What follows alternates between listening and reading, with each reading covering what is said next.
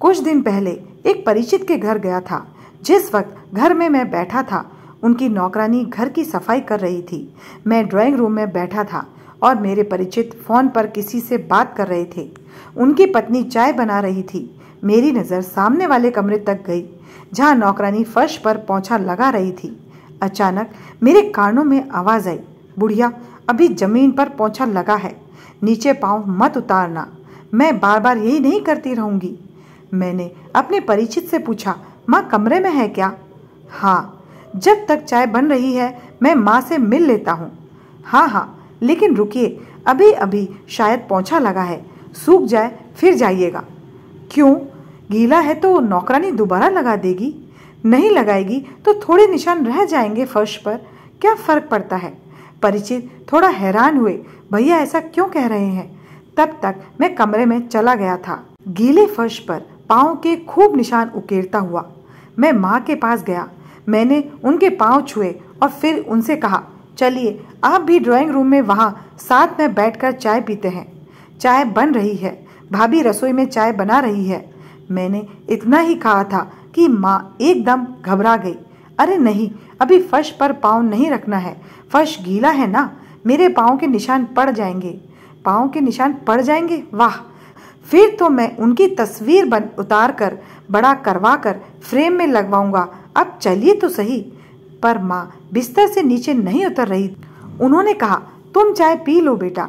तब तक मेरे परिचित भी माँ के कमरे तक आ गए थे। उन्होंने मुझसे कहा, माँ सुबह चाय पी चुकी है, आप आइए भैया। नहीं, माँ के साथ मैं यही कमरे में चाय लूँगा।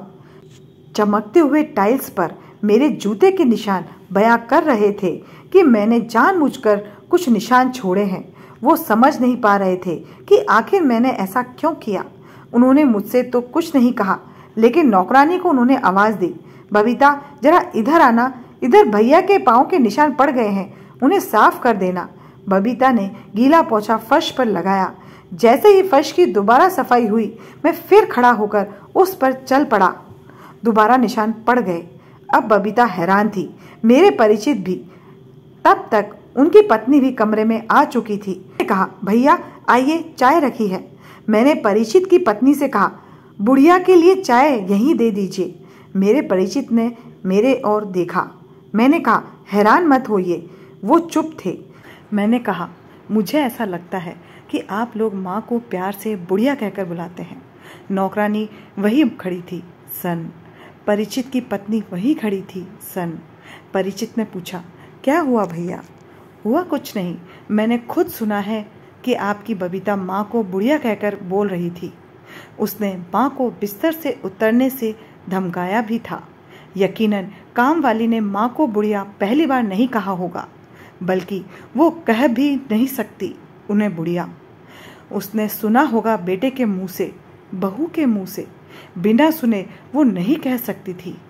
जाहिर है आप लोग प्यार से माँ को इसी नाम से बुलाते होंगे, तभी तो उसने कहा। पल भर के लिए धरती हिलने लगी थी। गीले फर्श पर हजारों निशान उभर आए थे। मेरे परिचित के छोटे छोटे पैरों के निशान वहां उभरे हुए थे। बच्चा भाग रहा है, माँ खेल रही है। बच्चे के साथ साथ एक निशान, दो निशान, निशान ही निशान। माँ खुश हो रही है।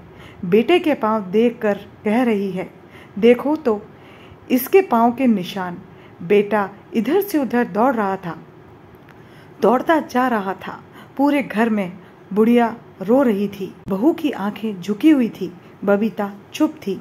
भैया गलती हो गई, अब नहीं होगा ऐसा। भैया बहुत बड़ी भूल थी मेरी। मेरे परिचित अपनी आंखें पोंछ रहे थे। मैं चल पड़ा, सिर्फ इतना कहकर कि आंखें ही पोंछनी चाहिए, उस फर्श को तो चूम लेना चाहिए जहां माँ के पाँव के निशान पड़े हों।